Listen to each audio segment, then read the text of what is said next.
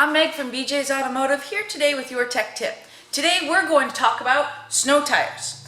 Now believe it or not, even though it is springtime, snow tires are part of a lot of conversations we're having. Why?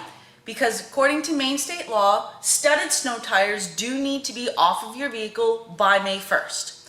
But how do you know if your snow tires are good enough to use for next season?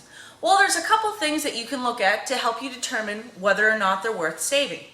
The first key aspect is the tire tread itself. Like regular tires, snow tires also have wear bars to indicate when the tread is below a safe minimum.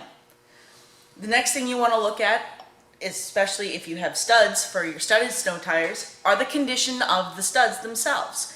If you can still rub your fingers over the tread and feel a little bit of the stud sticking out, great. You can use them for next year and still get the added benefit of having studs. If the studs have worn down to the point where you can't feel them but the tread is still okay, you're basically going to be running a studless snow tire for next season. Nothing really wrong with that, just you won't have the added benefit of the studs themselves. The more you run studded snow tires on dry pavement or regular tarred roads, they wear down the studs even faster.